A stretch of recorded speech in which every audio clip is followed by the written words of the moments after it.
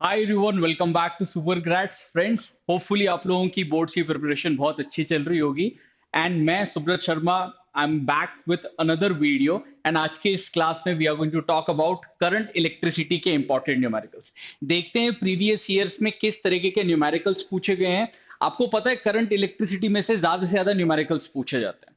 तो आज की क्लास में इनको सॉल्व करना, इन किस तरीके से कॉन्सेप्ट अप्लाई करने हैं, सारी चीजों के बारे में बात करते हैं। सो लेट्स स्टार्ट दी क्लास। सबसे पहले बात करते हैं कुछ मल्टीपल चॉइस क्वेश्चंस की, क्योंकि आपको पता है कि बोर्ड एग्जाम में जो अब फर्स्ट कुछ क्वेश्चंस अपने पास आ रहे हैं, सेक्शन ए जो आ रहा है वो ऑब्जेक्टिव टाइप का आता है। So let's start. First question है हमारे पास, a current of 0.8 ampere flows in a conductor of 40 ohm for 1 minute. तो एक आपके पास 40 ओम का एक रजिस्टर है और इसमें करंट फ्लो कर रहा है 0.8 एम्पियर का, और कितने टाइम तक फ्लो कर रहा है, 1 मिनट तक फ्लो कर रहा है। दैट मींस 60 सेकंड्स तक फ्लो कर रहा है। ऑलराइट, आगे बोल रहे हैं the heat produced in the conductor will be. काफी आसान क्वेश्चन है, 12 क्लास 12 के बोर्ड एग्जाम में ऑलरेडी पूछा हुआ है, इसलिए मैंने इस क्वेश्चन को इंक्लूड किया। राइट, सो बेसिक सा फॉर्मूला होता है हीट डेवलप्ड का। हीट का फॉर्मूला होता है I square times R T. Right, जहां पे आई जो है वो है करंट, तो 0.8 मल्टीप्लाइड बाई 0.8, रेजिस्टेंस जो है वो है 40 ओम्स, टाइम जो है वो है 60 सेकेंड। सब कुछ एसआई यूनिट में अपन को यहाँ पे सब्स्टिट्यूट करना है। पॉइंट्स तो अपन कैंसिल कर देते हैं, यहाँ से आपके पास आ जाएगा 64 टाइम्स 24। और अगर आप ऑप्शंस में देखें तो यहाँ पे मुझे 4 यूनिट्स प्लेस पे तो 6 आना चाहिए, और एक ही आ रहा है 6, यानी कि 1536 जूल्स जो है इसका करेक्ट आंसर होने वाला है। ऑलराइट दोस्तों, इजी सवाल था। और ये भी समझ में आ गया कि बोर्ड एग्जाम में जब आपको ऑब्जेक्टिव क्वेश्चन कोई पूछा जाएगा तो आपसे यही एक्सपेक्ट करेंगे कि वो क्वेश्चन जल्दी से जल्दी सॉल्व हो जाए। तो बहुत ज्यादा टेंशन नहीं लेनी है, हमें बेसिक फॉर्मूले अच्छे से याद होने चाहिए, एसआई यूनिट में सारी चीजों को सॉल्व करना है। इससे ज्यादा 1 मार्क्स के क्वेश्चन में और कुछ आपसे एक्सपेक्ट नहीं किया जाएगा। आगे बढ़ते हैं, सेकेंड क्वेश्चन की बारे में बात करते हैं। सेकेंड क्वेश्चन में यहाँ पे आपको बोला जा रहा है, a cell of EMF E is connected across an external resistance capital R. When current I is drawn from the cell, the potential difference across the electrodes of the cell drops to V. The internal resistance R of the cell is. अब बहुत ज्यादा सवाल जो है वो आपको internal resistance, cell, EMF इसके ऊपर आने वाले हैं। तो ये जो टॉपिक रहता है, that means EMF of a cell, ये काफी इंपॉर्टेंट टॉपिक है, तो इसको ध्यान में रखो। करंट इलेक्ट्रिसिटी में one of the most important topic जो है वो है ईएमएफ ऑफ सेल्स से रिलेटेड। राइट, क्या क्या बातें अपन को पता रहती हैं? अपन को ये बात पता रहती है कि जो भी आप बैटरी देखते हो, जैसे मान लीजिए कि कोई आपको कह रहा है कि यार इस बैटरी का जो ईएमएफ है वो है ई, और इसके पास एक इंटरनल रेजिस्टेंस भी है स्मॉल आर। राइट, तो ईएमएफ ई का मतलब क्या है कि ये असल में पोटेंशियल डिफरेंस है। कोई भी अगर जो भी आप एक सेल ले रहे हो, अगर उस सेल के बारे में पहले बात करते हैं, तो सेल की ईएमएफ का मतलब क्या है कि उस सेल के जो इलेक्ट्रोड्स हैं उनके बीच में कितना पोटेंशियल डिफरेंस है। या अगर मैं आपको बोलूं कि मान लीजिए एक ओपन सर्किट है, मतलब मैंने इस बैटरी को किसी और रेजिस्टेंस से कनेक्ट नहीं किया हुआ है, कोई लोड से भी कनेक्ट नहीं किया है, और अगर मान लीजिए मैं इन दो पॉइंट्स के अक्रॉस पोटेंशियल डिफरेंस मेजर करूंगा तो मुझे कितना मिलने वाला है? मुझे मिलने वाला है ईएमएफ ई के बराबर। राइट, लेकिन यहीं पे अब अगर मान लो, मैं जैसे इस क्वेश्चन में आपको बोला जा रहा था कि एक जो सेल है उस सेल का ईएमएफ है ई, उसका इंटरनल रेजिस्टेंस अपन को फाइंड करना है, और इसको जो है वो अपन ने कनेक्ट किया गया है एक रेजिस्टेंस से, एक एक्सटर्नल रेजिस्टेंस से, जिसका रेजिस्टेंस है कैपिटल आर। अब इसके अक्रॉस जितना पोटेंशियल ड्रॉप आएगा उसको अपन कहेंगे टर्मिनल वोल्टेज, ये है वी। अब इसकी वैल्यू जो है वो ईएमएफ से कम होने वाली है, बहुत जाहिर सी बात है। उसका रीजन क्या है? उसका रीजन ये है कि भाई ईएमएफ जो है वो वी के बराबर है, प्लस इसमें यहां पे भी तो एक ड्रॉप होगा पोटेंशियल का, जो इंटरनल रेजिस्टेंस है वहां पे भी ड्रॉप होगा, तो प्लस आई इंटू आर, और आई इंटू स्मॉल आर। ऑलराइट दोस्तों, तो यहाँ पे ये बात हो गई कि भाई ई को मैं लिख सकता हूँ वी प्लस आई आर। अब यहाँ पे आगे अगर अपन बात करें तो मुझे स्मॉल आर पता करना है, तो स्मॉल आर के लिए मैं क्या लिख दूंगा? स्मॉल आर के लिए मैं लिख दूंगा E minus V divided by I, current.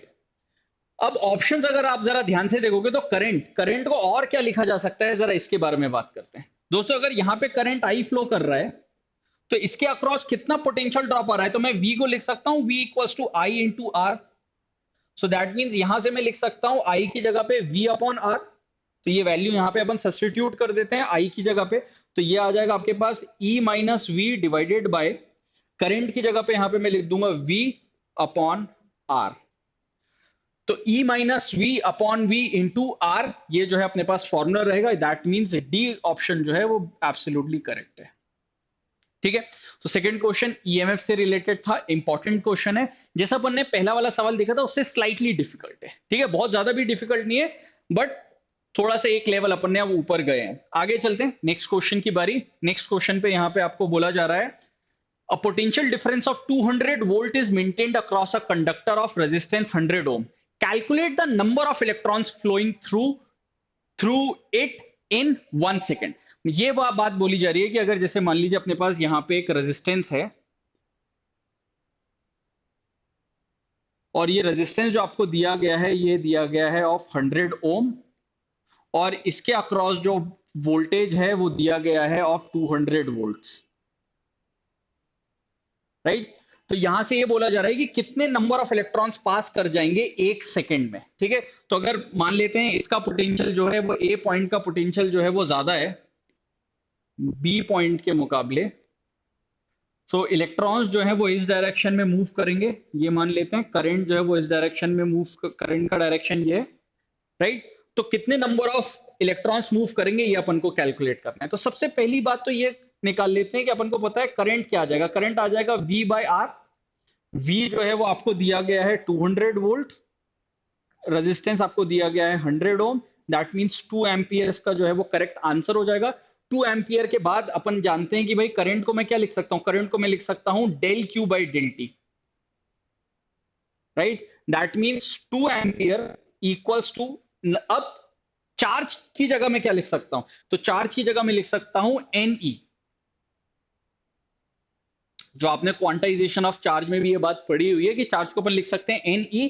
तो यहां पे 2 equals to N into e का मतलब है 1.6 into 10 to the power minus 19 divided by 1 second, एक सेकेंड में अपन को निकालना है। तो जो नंबर ऑफ इलेक्ट्रॉन्स आपके पास आ जाएंगे वो आ जाएंगे 2 डिवाइडेड बाय 1.6, और दोस्तों यहाँ पे 10 टू द पावर माइनस 19 है, यहाँ पे चला जाएगा 10 to the power plus 19, point हटाते हैं, जीरो यहाँ लगाते हैं, दैट मींस फाइनली जो आंसर आएगा वो आएगा 20/16 टाइम्स 10 टू द पावर 19। अब आप सॉल्व कर लो जल्दी से, 1 पॉइंट समथिंग कुछ आंसर आएगा। क्या क्या आंसर आपको यहाँ पे देखने को मिल रहा है, आपको देखने को मिल रहा है कि भाई यहाँ पे है 1.25 इंटू 10 टू द पावर 19, 2.5, ये तो आंसर हो ही नहीं सकता है। रीजन क्या है, ये जो वैल्यू है ये 20 डिवाइडेड बाय 16, ये 1 पॉइंट में कुछ आएगा। सिमिलरली ये भी आंसर जो है वो आपका नहीं हो पाएगा, 10 टू द पावर 18 भी नहीं होगा, ऑर्डर जो है वो 10 टू द पावर 19 का आ रहा है। इसका मतलब ये कि जो आपका करेक्ट आंसर होगा वो ए होगा, that means 1.25 times 10 to the power 19 number of electrons जो है वो एक सेकेंड में पास कर रहे हैं इस कंडक्टर के अक्रॉस, इस रेजिस्टेंस के अक्रॉस, ठीक है। तो होपफुली थर्ड क्वेश्चन समझ में आ गया है। आगे चलते हैं, नेक्स्ट क्वेश्चन की बारी। फोर्थ क्वेश्चन में आपको यहां पे बोला जा रहा है two sources of equal EMF are connected to an external resistance in series, ठीक है। तो अपने पास दो सोर्सेज हैं, दोनों का ईएमएफ जो है वो सेम है। तो यहां से जो जो बातें अपन को बोली जा रही है वो अपन समझते हुए चलते हैं। दैट मींस E1 और E2 जो है वो सेम है और उसकी वैल्यू अपन E मान लेते हैं। आगे बोला जा रहा है they are connected in series to R, capital R के साथ जो है वो सीरीज में कनेक्टेड है। The internal resistance of the two sources are R1 and R2, ठीक है ना। तो R1 की जो वैल्यू मतलब जो इंटरनल रेजिस्टेंस है वो कैपिटल R1 और कैपिटल R2 है, ठीक है। इतनी भी बात अपन को आगे ही समझ में। आगे बोल रहे हैं if the potential difference across the source of internal resistance R2 is 0, then फिर आपको जो है यहाँ पे कंडीशन यहाँ पे बोली गई है। तो इसका मैं पहले डायग्राम आपको बता देता हूँ। डायग्राम इसका कुछ ऐसा होगा कि यहाँ पे मान लेते हैं एक ईएमएफ है, एक सेल है, दूसरा सेल है, इसका ईएमएफ E है, इंटरनल रेजिस्टेंस R1, इसका ईएमएफ E है, इंटरनल रेजिस्टेंस R2, और यहाँ पे आपके पास लोड एक्सटर्नल रेजिस्टेंस है जो कि है R के बराबर दिया हुआ है। आगे आपको ये बात बोली जा रही है कि जो इंटरनल रेजिस्टेंस है R2 उसके अक्रॉस पोटेंशियल डिफरेंस 0 है। दोस्तों इसका मतलब क्या है कि यहाँ पे आप अगर एक वोल्ट मीटर लगाओगे तो ये वोल्ट मीटर जो है वो 0 रीडिंग बताएगा। फिजिक्स में करंट इलेक्ट्रिसिटी में खासकर जब भी आप क्वेश्चन पढ़ते हो सर्किट बना लो एक बार रफ में, अगर ऑब्जेक्टिव है सर्किट बनाने की अपन को जरूरत नहीं थी, लेकिन रफ में अपन ने बना के देख लिया कि कैसे अपन इन क्वेश्चन को आगे सॉल्व करेंगे, ठीक है। आगे बात करते हैं।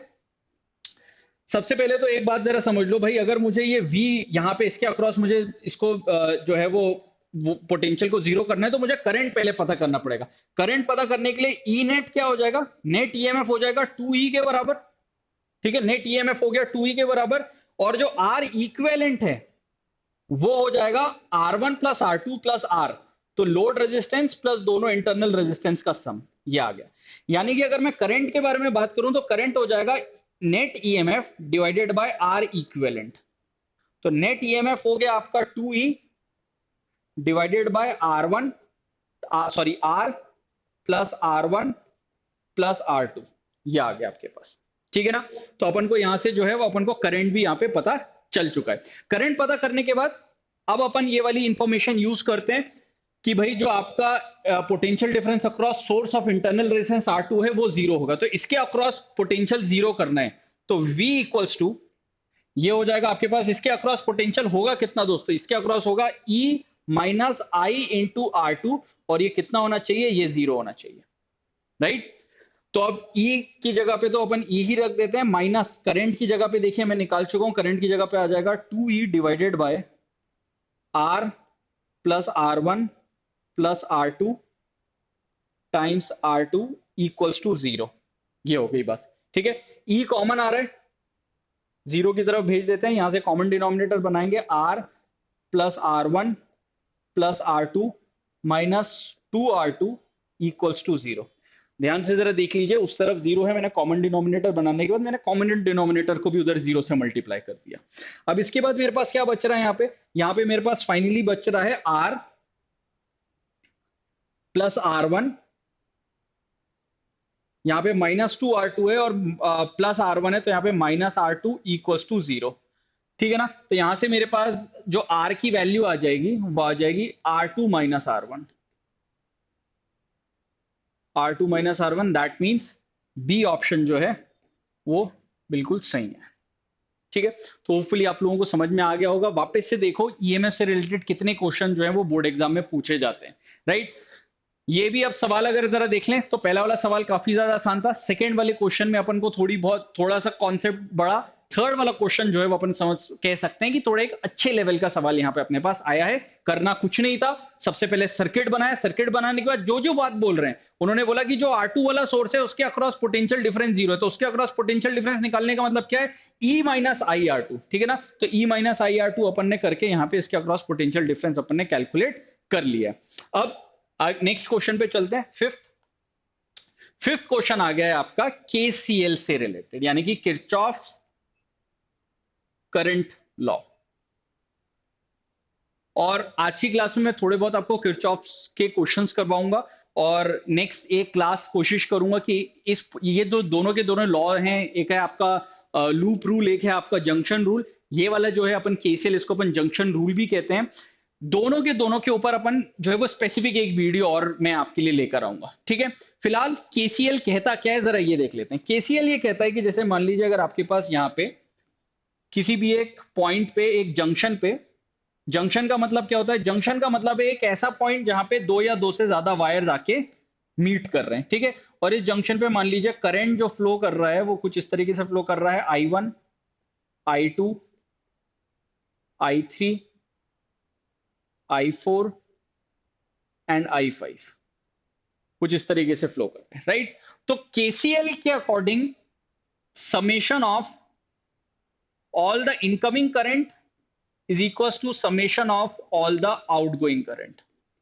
ऑलराइट, तो यहां से अब अगर अपन बात करें इस वाले केस में, तो इनकमिंग करंट कौन कौन सा है, तो इनकमिंग करंट जंक्शन के तरफ जो करंट आ रहा है वो आ रहा है I1 प्लस I2, और जंक्शन से बाहर कौन सा करंट जा रहा है, तो वो जा रहा है I3 plus I4 plus I5।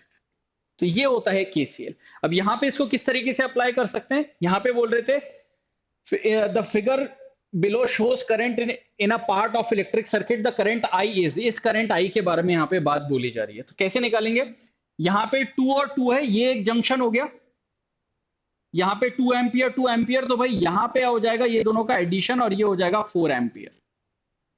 Then फिर 4 एम्पियर इधर आया, यहां पे 1 एम्पियर इधर चल गया, मतलब बचा हुआ करंट इधर जाएगा, वो हो जाएगा 3 एम्पियर, राइट। फिर उसके बाद 3 एम्पियर के बाद 1.3 एम्पियर इधर चले गया तो नीचे चला जाएगा 3 माइनस 1.3 एम्पियर। दैट मीन्स ये हो जाएगा आपके पास 1.7 एम्पियर। तो इसका जो करेक्ट ऑप्शन होगा वो होगा ए। आसान क्वेश्चन है, लेकिन एक्सपेक्ट करो कि केसीएल से ऐसा भी कोई क्वेश्चन आपके पास पूछा जा सकता है। तो अब अपन ने कोशिश ये कर ली कि मल्टीपल चॉइस जो क्वेश्चंस आते हैं ऑब्जेक्टिव टाइप बोर्ड्स में वो किस तरीके के आते हैं, ये अपन ने एक मिनट देख लिया। ठीक है, अब आगे बढ़ते हैं और सब्जेक्टिव क्वेश्चंस ट्राई करना स्टार्ट करते हैं। सब्जेक्टिव क्वेश्चन कैसे बोर्ड एग्जाम में लिख के आना है, कैसे सॉल्व करना है, इस चैप्टर से रिलेटेड वो अब अपन समझेंगे। फर्स्ट क्वेश्चन आपको कह रहा है a battery of EMF E and internal resistance R when connected with an external resistance of 12 ohm produces a current of 0.5 ampere. When connected across a resistance of 25 ohm it produces a current of 0.25 ampere. Determine the EMF, the internal resistance of the cell. ठीक है, तो यहां पे ये बात बोली जा रही है। पहले तो आप क्वेश्चन में जब तक आपको डायग्राम की जरूरत नहीं है, आपको बनाने की जरूरत नहीं है। यहाँ पे आगे यहाँ पे आपको जो जो चीजें बोली जा रही है वो अपन लिख लेते हैं। अपन को यहाँ पे ये पता चल गया है कि EMF of battery is E, internal resistance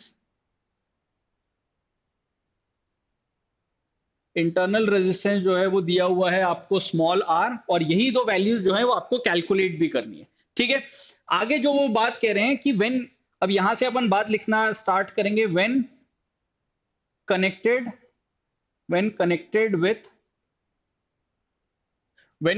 with capital R equals to 12 ohm, यहां से अब आप अपनी पहली बात जो है वो लिख सकते हो। आप लिखोगे E इक्वल्स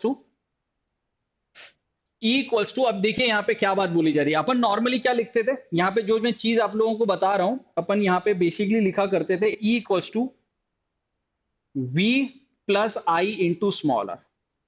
सही बात है, ये अपन लिखा करते थे। अच्छा दोस्तों, V की जगह पे भी तो आप ये बात लिख सकते हो। इंस्टेड ऑफ V आप लिख सकते हो I इंटू कैपिटल आर। तो I कॉमन ले लेता हूं तो capital R into small R हो जाएगा।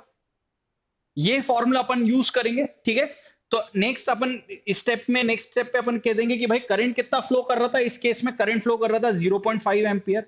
लोड रेजिस्टेंस कितना बोला आपने, 12 ओम। इंटरनल रेजिस्टेंस मुझे निकालना है, तो यहां से मेरे को पहली इक्वेशन मिल गई। एक बार अगर इस जगह पे डाउट है तो एक बार पॉज करो, जो मैंने ईएमएफ आपको पढ़ाया है वो एक बार देखो। और अगर और आपको डिटेल में पढ़ना है तो वन शॉट में मैंने आपको ये सारे फॉर्मूले जो है वो पढ़ाए हुए हैं। करंट इलेक्ट्रिसिटी का वन शॉट ऑलरेडी अपलोडेड है। ठीक है, यहां तक बात हो गई।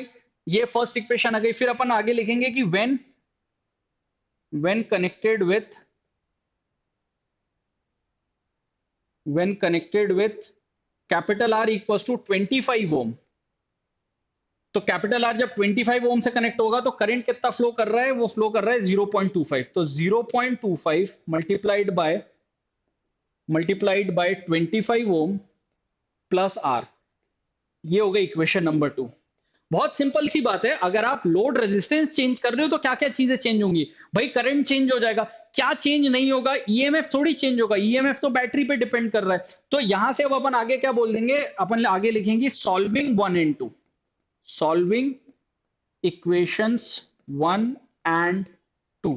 तो अगर इक्वेशन 1 एंड 2 को सॉल्व करें तो अपने पास आ जाएगा 0.5 times 12 plus R equals to 0.25 times 25 plus R. ठीक है, तो यहां से आपको क्या देखने को मिल रहा है, एक पॉइंट कैंसिल हो रहा है, एक पॉइंट यहां पे आ गया आपके पास। ठीक है ना, ये हो जाएगा आपके पास 0.5। जरा ध्यान से देख लीजिए दोस्तों, 0.5 है तो मैं इसको 0.5 अभी के लिए यहाँ पे लिख देता हूँ। नेक्स्ट स्टेप में मैं क्या कर दूंगा, 12 प्लस आर इक्वल्स टू, ये हो जाएगा आपके पास 1/2 25 प्लस आर, 2 इधर क्रॉस मल्टीप्लाई कर देता हूं, 24 plus 2r equals to 25 minus R. ठीक है, आर 25 प्लस आर, आर इस तरफ लेकर आ जाओ, यहाँ पे बच जाएगा 2r माइनस आर, आर ये उधर चले जाएगा, ये हो जाएगा 1 ओम। पहला आंसर आ गया है आपके पास कि जो इंटरनल रेजिस्टेंस है वो आ रहा है आपका 1 ओम के बराबर। तो this is the first answer. Next आगे आपको ईएमएफ भी निकालने बोला था। अब आप यहां पे लिख देंगे कि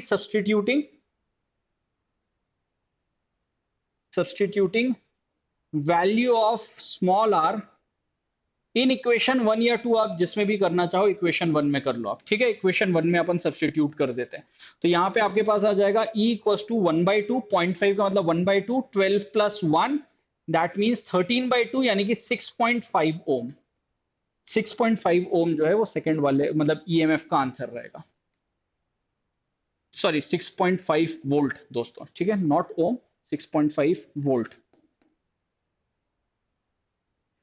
तो होपफुली चीज क्लियर हो गई होगी किस तरीके से आपको सब्जेक्टिव क्वेश्चंस में आंसर राइटिंग होनी चाहिए, आंसर लिखना चाहिए। बहुत ज्यादा भी कुछ नहीं लिखना है, ध्यान रखो 2 मार्क्स में ये सवाल आएगा, तो 2 मार्क्स के हिसाब से ही चीज आपको लिखनी है, जितना जितना जरूरी है उतना ही अपन को मेंशन करना है। ऑलराइट, 6th क्वेश्चन अपन से सॉल्व हो गया है, आगे चलते हैं हम नेक्स्ट क्वेश्चन पे, 7th क्वेश्चन पे आगे बढ़ते हैं। और जैसा मैंने आप लोगों को बताया भाई, ये जो किरचॉफ्स के क्वेश्चन है इसके लिए मैं अलग से भी और इनके एक वीडियो में आपके लिए लेकर आऊंगा। आज की क्लास में भी अपन इसको समझने की कोशिश करते हैं।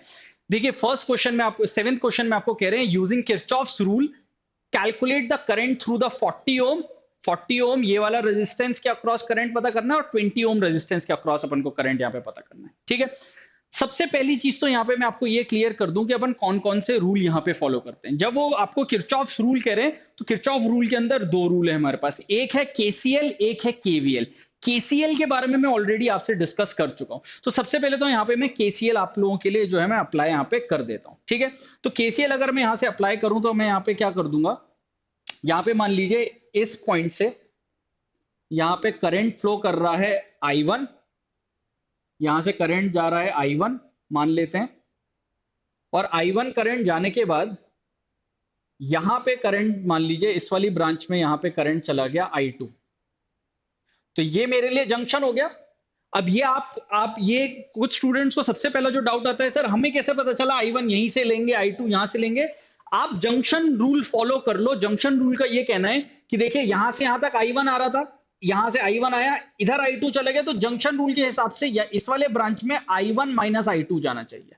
बस ये बात है जंक्शन की, बाकी आप क्या करंट ले रहे हो, किस डायरेक्शन में ले रहे हो, इससे कोई मतलब नहीं है। पहली रिक्वायरमेंट जंक्शन रूल फॉलो होना चाहिए, जंक्शन लॉ फॉलो होना चाहिए। मेरा जंक्शन लॉ यहाँ पे फॉलो हो रहा है, देखो इस वाले पॉइंट पे इनकमिंग करंट कितना है I1 है, और आउटगोइंग कितना करंट है I1 माइनस I2, और I2 इन दोनों को ऐड कर दोगे तो I1 के बराबर आ रहा है। ये मेरा जंक्शन लॉ यहाँ पे मेरा फॉलो हो गया। दूसरी चीज जो आपके लिए सजेशन है कि आप कम से कम वेरिएबल्स यहाँ पे लगाओ। ऐसा नहीं कि आपने यहाँ पे I3 ले लिया, यहाँ पे I2 ले लिया, लेने की जरूरत ही नहीं। अपन 2 वेरिएबल में अपन ये काम पूरा का पूरा कर सकते हैं। अपने पास करंट अपन को पता चल गया है, अपन ने पहला रूल फॉलो कर लिया। अब बारी आती है सेकंड रूल की, और सेकंड रूल के बारे में जब अपन डिस्कस करेंगे तो उसको अपन कहते हैं केवीएल, यानी कि लूप रूल।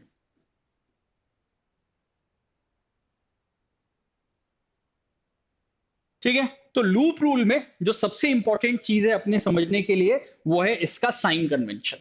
एक बार अपन साइन कन्वेंशन अच्छे से समझ लें, उसके बाद अपन यही जो अभी अपन साइन कन्वेंशन में आप लोगों को बता रहा हूं इसको अपन तुरंत अप्लाई करेंगे 7th वाले क्वेश्चन में। क्या होता है साइन कन्वेंशन, क्या चीज रहती है साइन कन्वेंशन में? जैसे मान लीजिए आपके पास यहां पे एक सर्किट है,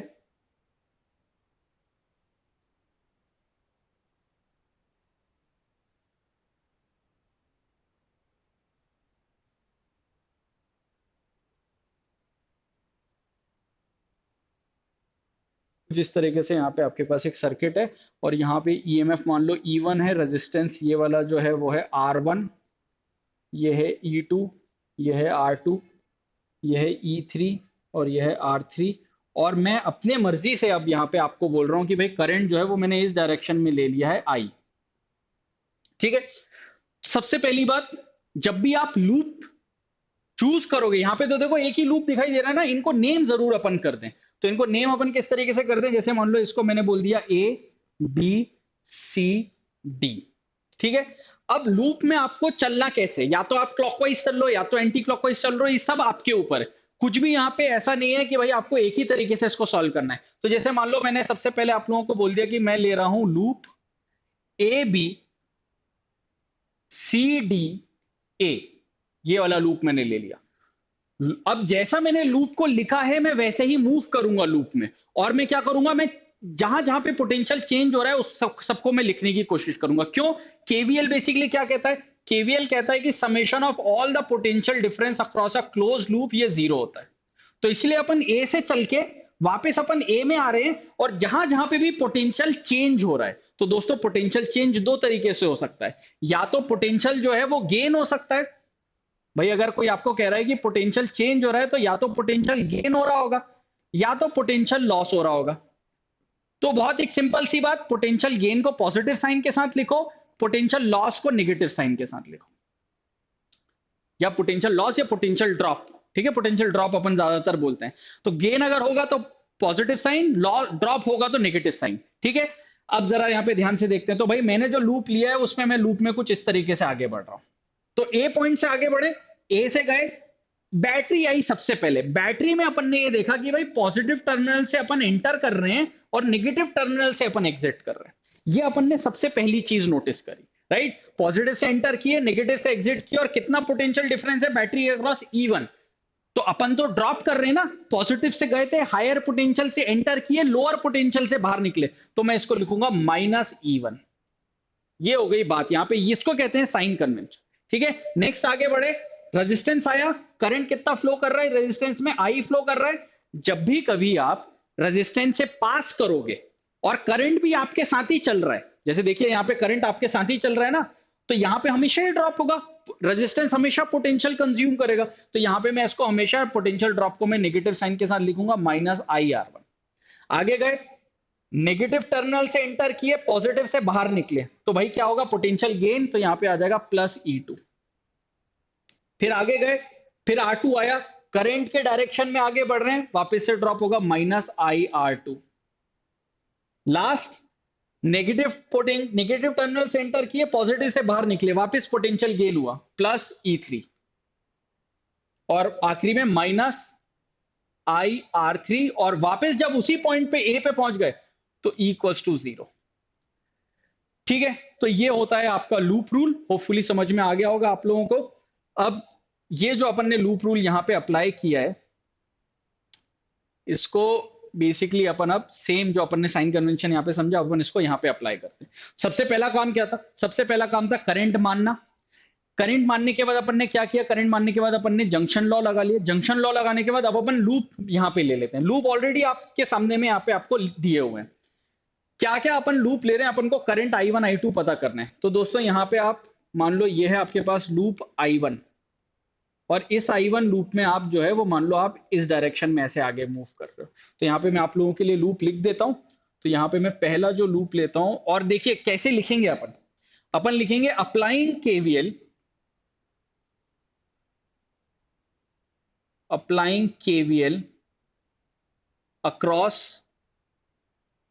अक्रॉस लूप।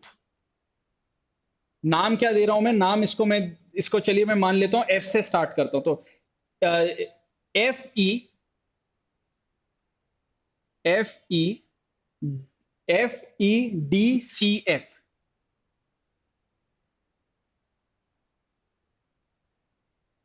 ये ले लिया मैंने। ठीक है, तो F से आगे बढ़े, I2 10 से पास किया तो -10I2। फिर आगे गए, नेगेटिव टर्मिनल से एंटर किए, पॉजिटिव से बाहर निकले तो +40। इसलिए मैंने आपको पहले सारी चीजें एक्सप्लेन कर दी। अब अपन सेम काम यहां पे करें, +40। दोस्तों यहां पे अब थोड़ी सी बात समझने वाली है आपको। देखिए करंट ऐसे आ रहा है, आप रीड इसको ऐसे कर रहे हो, ठीक है। तो आपके हिसाब से क्या होना चाहिए, पोटेंशियल गेन होना चाहिए ना, क्योंकि इधर से अगर आप आते तो ये कंज्यूम करता। भाई आप उल्टा जा रहे हो तो यहाँ पे पोटेंशियल गेन होगा, तो इसको आप प्लस साइन के साथ लिखोगे, तो +40 × I1 - I2, और फिर आप वापस उसी F पॉइंट पे पहुंच गए तो इक्वल्स टू आपने लिख दिया 0। अब बहुत आसानी से आपको दिखाई दे रहा है भाई, जो जो चीजें कॉमन है उसको हटा दो। जैसे यहां से 0 जो है वो हट जाएगा, ठीक है। यहां पे आपके पास बच गया -I2 +4, ये हो जाएगा आपके पास +4I1 -4I2 इक्वल्स टू 0। ठीक है, फाइनली अगर जरा ध्यान से देखोगे यहाँ पे आप, तो आपके पास यहाँ पे सारी की सारी चीजें अपन ने लिख दी, अपन ने और कुछ छोड़ा तो नहीं। एक बार जल्दी से चेक कर लेते हैं। -10I2 यहां से लिखा, -10I2, ठीक है। देखो स्टार्टिंग से एक बार बता दूं, I1 करंट आ रहा था, यहाँ पे पहुंचा, यहाँ पे मैंने I2 इधर मान लिया, I1 - I2 इधर मान लिया। फिर I2 इधर से गया तो -10I2 मैंने लिख दिया, +40 लिख दिया, और फिर यहाँ पे प्लस 40 टाइम्स, सारी की सारी चीजें जो है वो अपन ने लिख दी हैं। आगे अगर अपन बात करें तो भाई यहां से आपके पास ये जो इक्वेशन बन के आ रही है, ये आ रही है 4i1 minus 5i2 plus 4 equals to 0। ये आ गई इक्वेशन नंबर 1। ठीक है, इक्वेशन नंबर 1 अपने पास बनके तैयार है। जो अपन ने लूप लिया था उस लूप के हिसाब से अपने पास यहाँ पे इक्वेशन जो है वो बन गई है। अब अपन लेते हैं लूप सेकंड वाला। सेकंड वाला लूप जो है वो आपको यहाँ पे दिखाई दे रहा है। सेकंड वाला लूप भी अपन इस डायरेक्शन में मान लेते हैं, और यहाँ पे अपन अब लूप की जो इक्वेशन लिखते हैं वो लिखते हैं सेम काम, सेम चीज लिखेंगे, अप्लाइंग KVL अक्रॉस लूप। कौन सा लूप ले रहे हो आप? ABCDA, इसके अक्रॉस जो है वो आप KVL यहाँ पे अप्लाई कर रहे हो। तो यहां से अगर अपन आगे बात करें, ए से आगे बात करें दोस्तों, नेगेटिव से एंटर किए, पॉजिटिव से एग्जिट किए, तो प्लस 80, फिर माइनस 20i1, आगे गए, फिर यहां पे अपन लिख देंगे माइनस 40i1 माइनस i2। अब क्यों माइनस लिखा? क्योंकि अब आप करंट के डायरेक्शन में जा रहे हो, और इक्वल्स टू 0। यहां पे अगर आप जरा ध्यान से देखोगे तो यहां पे जीरोस तो सारे के सारे कैंसिल हो सकते हैं, कॉमन भी आप ले सकते हो 2 से, यानी कि ये हो जाएगा 4, ये हो जाएगा i1, ये हो जाएगा minus 2i1 plus 2i2 equals to 0। ठीक है दोस्तों, यहां पे अगर इसको मैं थोड़ा सिंप्लीफाई कर दूं तो ये हो जाएगा 3i1 minus 2i2 minus 4 equals to 0। ये आ गई आपके पास इक्वेशन नंबर 2। एक बार जरा चेक कर लेते हैं कैलकुलेशन, इसके यहाँ पे ध्यान देना रहता है, कई बार सिली मिस्टेक्स हो जाती है। ध्यान से एक बार यहाँ पे पूरा का पूरा सारा का सारा कैलकुलेशन जो है वो आप समझ लो कि अपन ने किस तरीके से कैलकुलेशन जो है वो किया हुआ है, राइट। और कोई भी यहाँ पे मेरे ख्याल से अपन ने मिस्टेक नहीं करी हुई, अपन ने सारी की सारी चीजें जो यहाँ पे लिख दी हैं। अब अपने पास जो दो इक्वेशन आ रही है उन दो इक्वेशंस को अपन को सॉल्व करना है, और दो इक्वेशंस को अगर अपन यहाँ पे लिख दें तो अपने पास आ जाएगा 4i1 minus 5i2 plus 4 equals to 0, और आपके पास यहाँ पे आ जाएगा 3i1 minus 2i2 minus 4 equals to 0। ये चीज जो है वो अपने पास यहाँ पे अब आ रही है। एक बार जरा i1 के बारे में और ध्यान से देख लेते हैं भाई। i1 जो है वो माइनस 3i1 हो रहा है, अपन ने यहाँ पे 2 कॉमन ले लिया था, 2 हो गया था। ठीक है, आई थिंक बाकी सारी जो चीजें हैं वो अपन ने बिल्कुल सही करी हुई है, ठीक है ना। ऑलराइट, सो अब इन दोनों इक्वेशंस को बस अपने को सॉल्व करना रह गया। सारी चीजें अपन ने चेक कर ली हैं। इन दो इक्वेशंस को अगर अपन सॉल्व करें तो किस तरीके से सॉल्व कर सकते हैं, पहले तो ये समझ लीजिए। देखिए आप फर्स्ट वाली इक्वेशन को आप i1 एलिमिनेट करके i2 की वैल्यू कैलकुलेट कर सकते हो।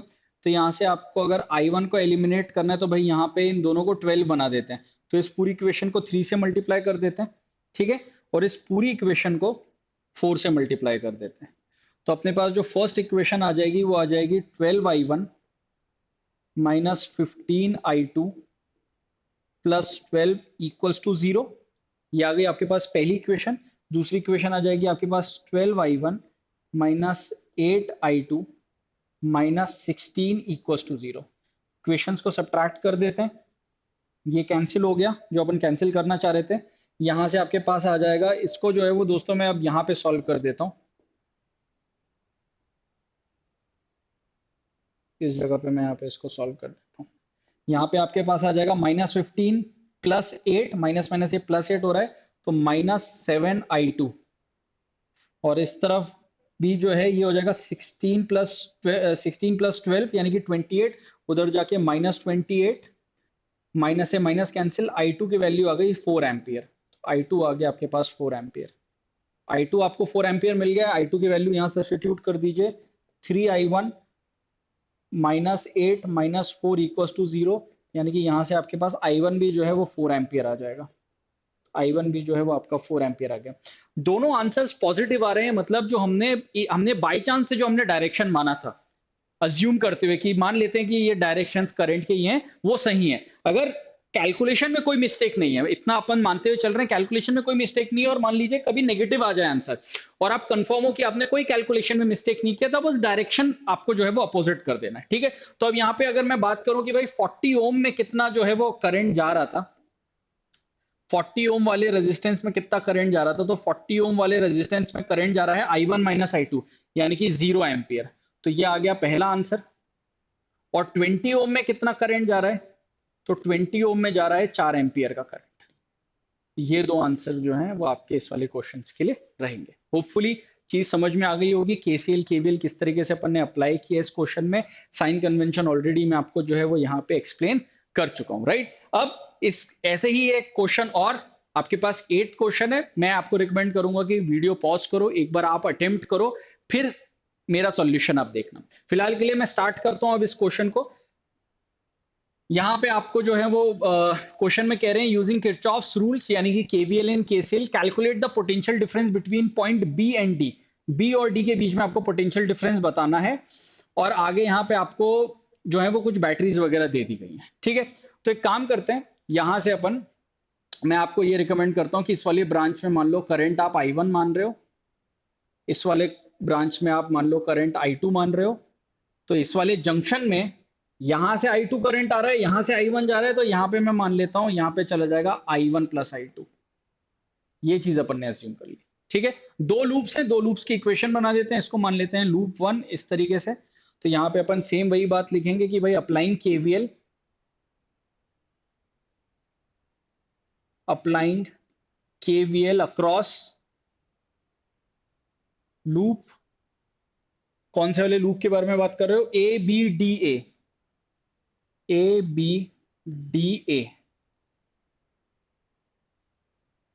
ठीक है।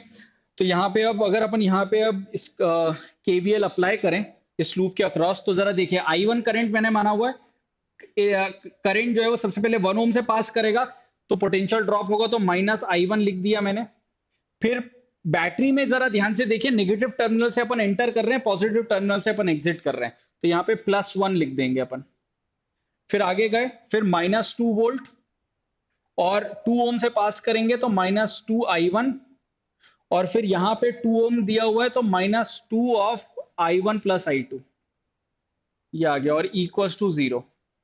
तो यहाँ पे आपके पास आ जाएगा -I1, ये हो जाएगा आपके पास -1, -2I1, -2I1, -2I2 equals to 0। बाकी के टर्म्स जो है वो सब एक साथ अपन लिख देते हैं। अगर जरा ध्यान से देखोगे तो 2I1 देखिए 1 ओम ये तो हो गया था, 3 ओम यहाँ पे आपके पास 3 ओम हो गया था, और यहाँ पे भी 2 ओम है, ठीक है। तो यहाँ पे बेसिकली हो जाएगा -5I1, और I2 के लिए बात करूं तो एक ही I2 है, -2I2, और कांस्टेंट जो है वो सिर्फ -1 है, इक्वल्स टू 0। साइंस चेंज कर देते हैं, ये आ जाएगी आपके पास इक्वेशन नंबर 1। इक्वेशन नंबर 1 अपन को पता चल गई है। अब इक्वेशन 2 अपन फाइंड कर लेते हैं। इक्वेशन 2 फाइंड करने के लिए क्या करेंगे, लूप 2 सॉल्व करेंगे। लूप 2 में अपन यहाँ पे वही बात लिखेंगे, applying KVL, applying KVL across loop का नाम जो है, इस बार अब अपन लूप को अपन यहां से स्टार्ट करते हैं। मान लीजिए B D C, B D C B, B से डी, डी से सी, सी से वापस बी, ठीक है। तो ये वाला लूप अब अपन यहाँ पे अप्लाई करते हैं। नेक्स्ट अगर बात करें बी से, अगर बात करें तो वापस से लिखेंगे -2I1, -2I2, एक ही साथ मैंने एक्सपैंड कर दिया। फिर यहाँ पे अगर बात करेंगे तो 3 वोल्ट है और 3 ओम है, और करंट उसी डायरेक्शन में जा रहा है, मतलब -3I2 +3 वोल्ट। +3 क्यों लिखा दोस्तों, नेगेटिव से एंटर किए, पॉजिटिव से एग्जिट किए। फिर अब यहाँ पे -I2, और बैटरी भी जो है वो अपन पोटेंशियल ड्रॉप हो रहा है बैटरी के अक्रॉस, तो -1 वोल्ट इक्वल्स टू 0, ठीक है। अब बात करें अगर I1 की, तो I1 यहाँ पे अपने पास और कुछ भी नहीं है, तो सिर्फ -2I1 यहाँ पे अपन लिख देंगे। I2 के बारे में बात करें तो -5 और -6, तो -6I2 जो है वो अपने पास अपन को यहाँ पे मिलने वाला है। और अगर कॉन्स्टेंट्स के बारे में बात करें तो कॉन्स्टेंट अपन को 3 - 1 यानी कि +2 इक्वल्स टू 0, ठीक है। 2 और नेगेटिव साइन कॉमन ले लेते हैं, तो I1 plus 3i2 -1 equals to 0। ये आ गई आपके पास इक्वेशन नंबर 2। एक बार जरा कैलकुलेशन अपन सारा का सारा चेक कर लेंगे अभी फिर से, कहीं पे कोई मिस्टेक ना हुई हो। आगे अगर अपन अब बात करें तो अपन को इनको सॉल्व करना है, यानी कि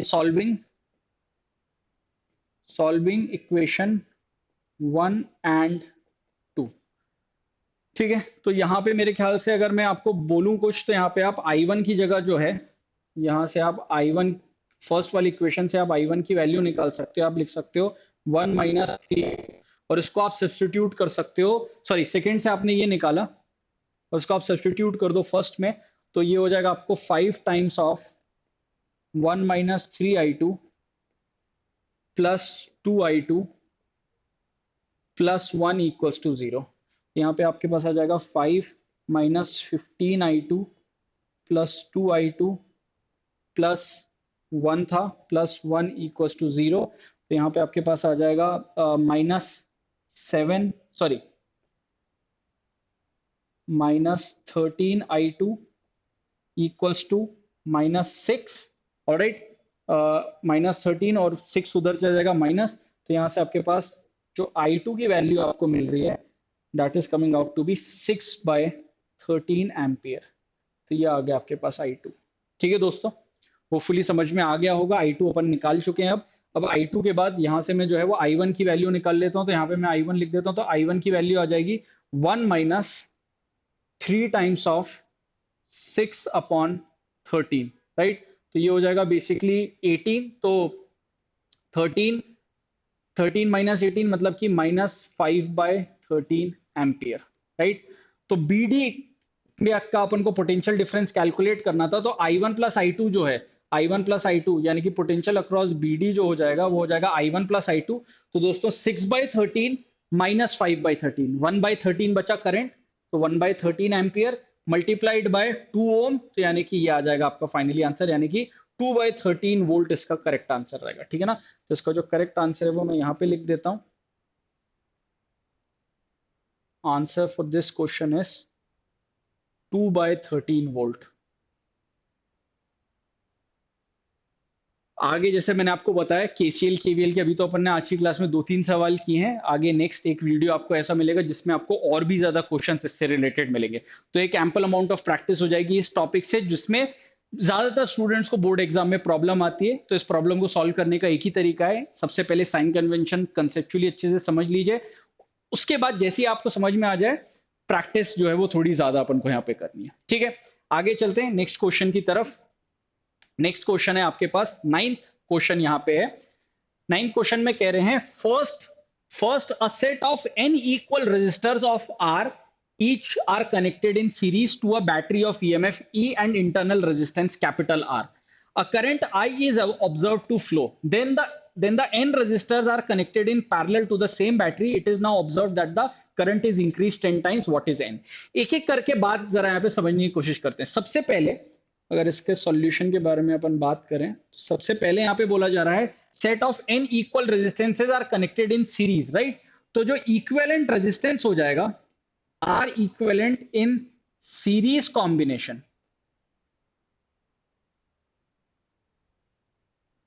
वो हो जाएगा R प्लस ऐसे n टाइम्स है, राइट। तो यानी कि जो R इक्विवेलेंट हो जाएगा आपका इस केस के लिए,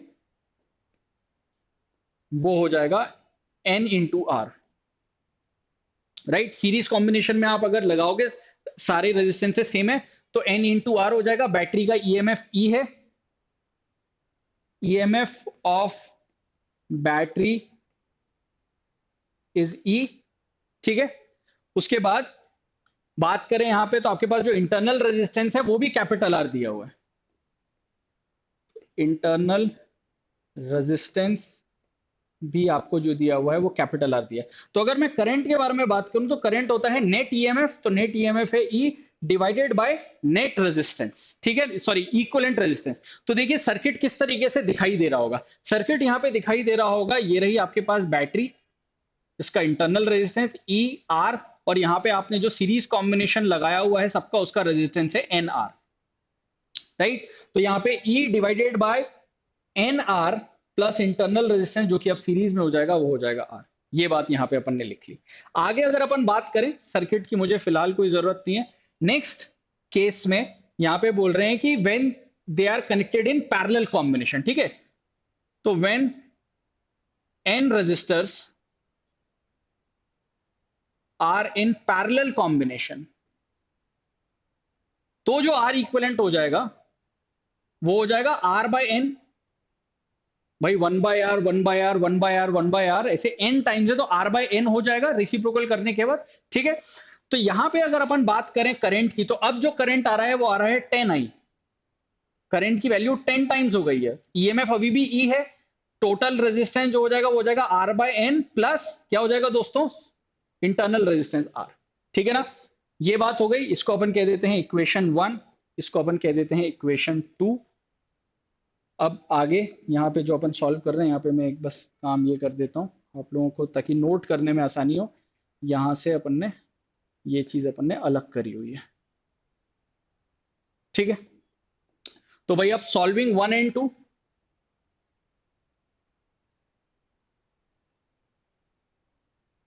तो यानी कि यहां से अपने काम करते हैं, आई की वैल्यू उसमें सब्स्टिट्यूट कर देते हैं, तो हो जाएगा 10 इंटू आई की जगह पे मैं लिख दूंगा E upon N R plus capital R equals to E upon, इसको मैं थोड़ा सा सॉल्व कर देता हूं, आर प्लस एन आर, और एन को जो है वो मैं ऊपर मल्टीप्लाई कर देता हूं, ठीक है ना।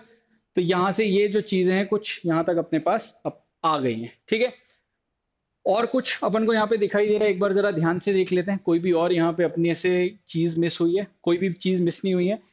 ई से ई कैंसिल हो जाएगा, एन आर प्लस आर ये कैंसिल हो जाएगा, एन की वैल्यू जो है वो 10 के बराबर आ रही है। तो कितने नंबर ऑफ ऐसे रेजिस्टेंस है, 10 रेजिस्टेंस है, ठीक है।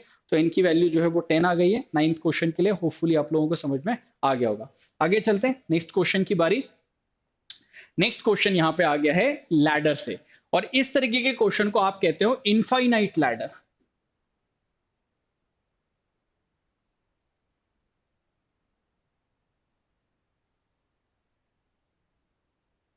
ठीक है। तो इनफाइनाइट लैडर में किस तरीके से इन क्वेश्चन को सॉल्व करना है, उसके पहले में अगर ये लैडर फाइनाइट होता तो क्या होता। जैसे मान लीजिए यहाँ पे इस क्वेश्चन में ना ये इंफिनिटी तक नहीं जा रहा है, ये बस ये यहां तक बात खत्म हो गई। पहले इसको जरा समझते हैं। मान लेते हैं ये अगर ऐसी कोई सिचुएशन रहती अपने पास, ठीक है।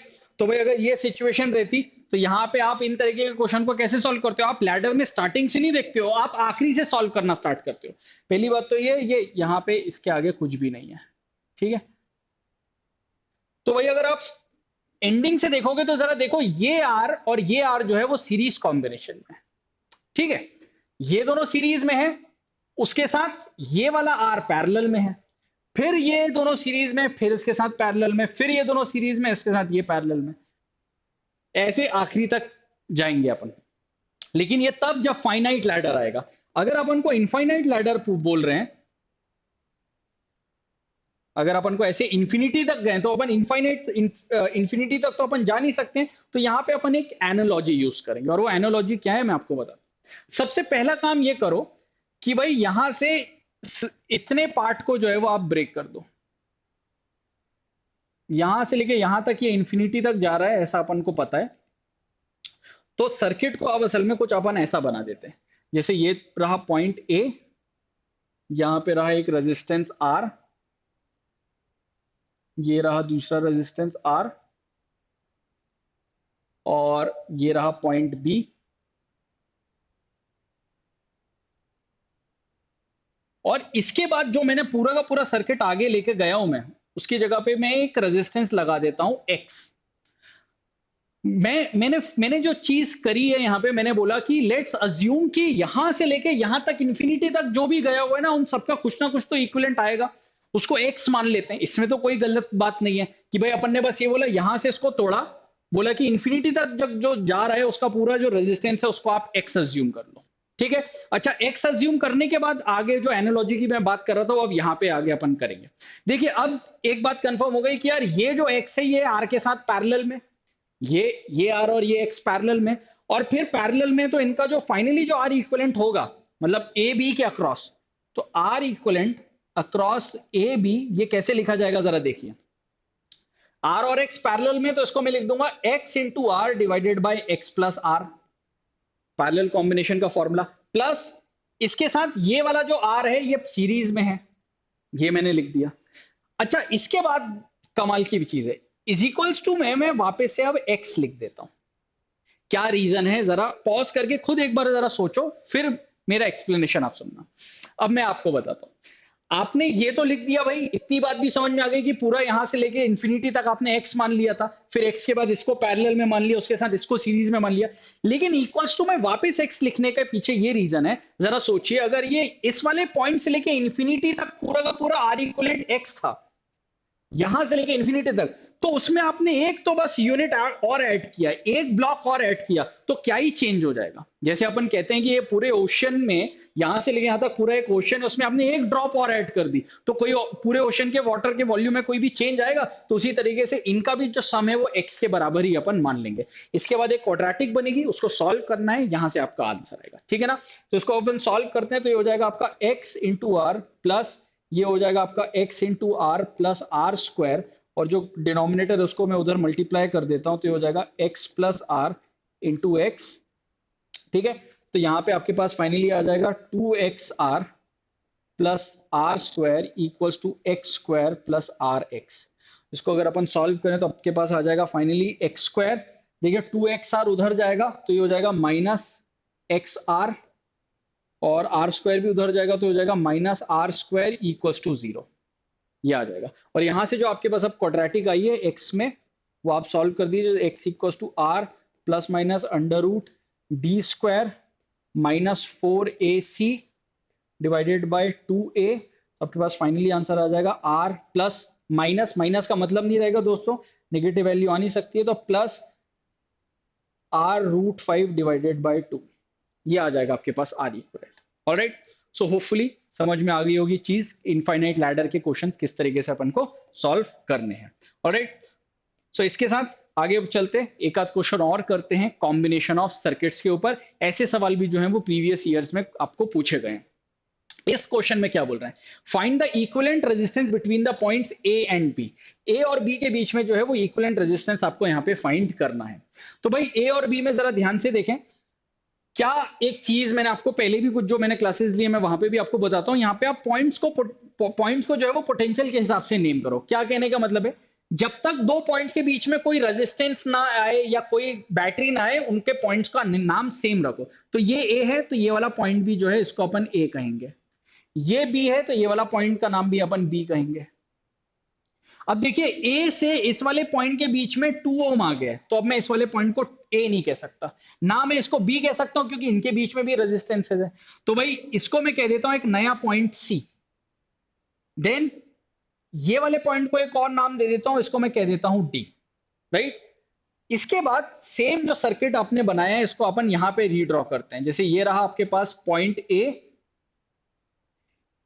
से सबसे पहले दिखाई दे रहा है कि सी पे एक रेजिस्टेंस बना हुआ है 2 ओम का, तो इसको यहां पे अपन सी को यहां पे अपन लिख देते हैं, और ये मैंने बना दिया 2 ओम का। कौन सा वाला ये मैंने बनाया है, ये मैंने रेजिस्टेंस बना दिया ये वाला, अभी ड्रॉ कर दिया मैंने। अच्छा, उसके बाद ए से ही डी भी एक रेजिस्टेंस है 4 ओम का, तो ए से डी एक रेजिस्टेंस आपने बना दिया 4 ओम का। देन उसके बाद सी से डी के बीच में एक रेजिस्टेंस है 10 ओम का, तो सी से बी के बीच में एक रेजिस्टेंस अपन ने बना दिया 10 ओम का, ठीक है। देन फिर डी से बी, बी वाला पॉइंट अपन यहां पे मार्क कर देते हैं, डी से बी एक रेजिस्टेंस आप बना दो, ये वाला पॉइंट मान लीजिए ये है पॉइंट बी, और डी से बी जो है रेजिस्टेंस आपने बना दिया 8 ओम का। देन फिर सी से बी जो है वो अपन ने एक रेजिस्टेंस बना दिया 4 ओम का।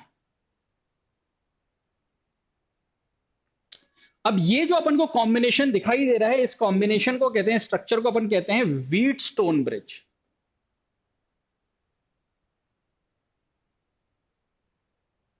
और व्हीट स्टोन ब्रिज के अंदर दो चीजें पॉसिबल है, या तो ये बैलेंस्ड व्हीट स्टोन ब्रिज हो सकता है या अनबैलेंस्ड व्हीट स्टोन ब्रिज हो सकता है। बैलेंस्ड व्हीट स्टोन ब्रिज में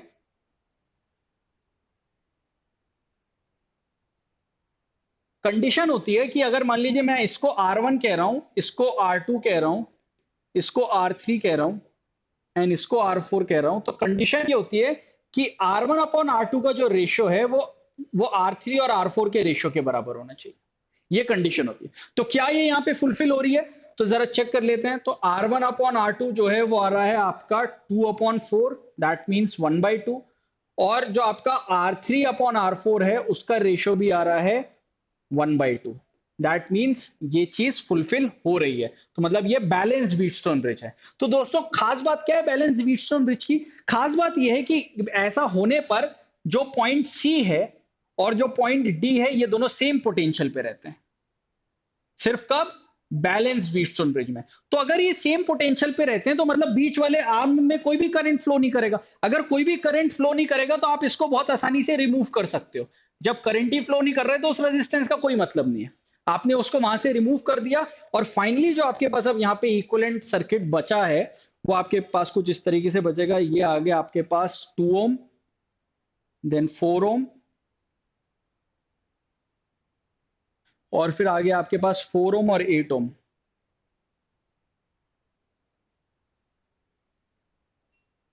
ठीक है। तो अब आपके पास यहाँ पे जो ऊपर वाली ब्रांच में आपके पास रेजिस्टेंस आ रहा है वो आ रहा है 6 ओम का, सीरीज में है। नीचे जो आपके पास ब्रांच में आ रहा है ये आ रहा है आपके पास 12 ओम का। और फाइनली जो आपके पास आर इक्विवेलेंट आ जाएगा वो आ जाएगा 6 इंटू 12 डिवाइडेड बाई 6 प्लस 12 यानी 18। ये हो जाएगा 3, ये हो जाएगा 4, यानी कि फाइनली 4 ओम जो है इसका आर इक्विवेलेंट आपको मिल रहा है। ऑलराइट दोस्तों, तो होपफुली चीज समझ में आ गई होगी 11th क्वेश्चन की। अब सॉल्व करते हैं last question 12th। Last question में आपको ये बोला जा रहा है कि आपके पास यहाँ पे current of 2 ampere flows in a system of conductors as shown, find the potential difference VA minus VB। A और बी के बीच का जो है वो पोटेंशियल डिफरेंस आपको यहाँ पे बताना है। सबसे पहले ध्यान में देने वाली बात ये कि अगर ये सवाल कॉम्पिटिटिव में है तो आप इसको तुरंत कर सकते हो, बहुत ज्यादा कुछ लिखना नहीं है। लेकिन बोर्ड एग्जाम में अगर ऐसे क्वेश्चंस आ जाएं तो लिख के चीज आनी पड़ेगी। कैसे लिखेंगे? सबसे पहले अपन ये बोलेंगे कि रेजिस्टेंस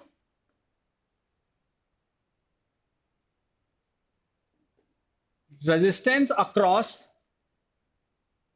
DAC, जो ऊपर वाली ब्रांच है DAC उसका जो रेजिस्टेंस है वो 2 + 3 यानी कि 5 ओम आ रहा है। और रेजिस्टेंस अक्रॉस DBC ये जो है ये भी 5 ओम आ रहा है। ठीक है ना? इसका मतलब कि करंट जो है वो इक्वली डिवाइड होगा, 1 एम्पियर ऊपर जाएगा, 1 एम्पियर नीचे आएगा। यहां से ये बात अपन कंक्लूड करेंगे। इसके बाद आगे अपन ये बात बोलेंगे कि पोटेंशियल डिफरेंस बिटवीन DA मतलब कि VD माइनस VA को क्या लिखोगे आप लिखोगे ओम्स लॉ से 1 एम्पियर इंटू 2 यानी कि 2 वोल्ट, 1 इंटू 2। और VD माइनस VB को आप लिखोगे 1 इंटू 3 यानी कि 3 वोल्ट। इसको आपने कह दिया इक्वेशन 1, इसको आपने कह दिया इक्वेशन 2। आपको क्या चाहिए था? आपको चाहिए था VA माइनस VB। तो आप क्या करें? आप कर दें इक्वेशन 2 माइनस इक्वेशन 1, यानी कि ये हो जाएगा आपके पास VD minus VA minus VD और minus minus sorry plus VA equals to उस तरफ आपके पास चला जाएगा 3 माइनस 2। तो यहां से देखिए VD VD कैंसिल और यहाँ पे इसको आपको VB लिखना है। तो ये आ जाएगा आपके पास VA minus VB equals to 3 minus 2 यानी कि 1 volt. This is your final answer. Alright, so friends with this खत्म करते हैं अब आज की क्लास। होपफुली सारे कॉन्सेप्ट सारे न्यूमेरिकल्स आपको अच्छे से समझ में आ गए होंगे। अगर कोई भी आपको आज की क्लास से डाउट है कमेंट सेक्शन में मुझे लिख के बताओ। फर्दर कोई भी और चीज आपको पूछनी हो क्लास 12 से रिलेटेड, बोर्ड एग्जाम से रिलेटेड, CUET से रिलेटेड, इस नंबर पे कॉल करो, अपना डाउट पूछो। कोई भी और आपको फर्दर स्टडीज में एकेडमिक से रिलेटेड डाउट हो पूछिए। फर्दर काउंसलिंग या आपको और चीजों के बारे में पता करने हो बैचेस के बारे में तो www.toprankers.com पे विजिट करो, एक बार चीजें पता करो। ये जो भी आप अभी तक जो भी मैंने आपको यहाँ पे PPT में लिखा है, जो भी चीजें अभी मैंने आपके सामने में सॉल्व की हैं, ये PPT भी आपको मिल जाएगी। ठीक है, तो PPT आपको जो है वो डिस्क्रिप्शन बॉक्स पे आगे कुछ दिन बाद आपको इसकी लिंक आपको मिल जाएगी। So with this I take your leave. मिलते हैं अब नेक्स्ट क्लास में। Thank you so much, bye bye.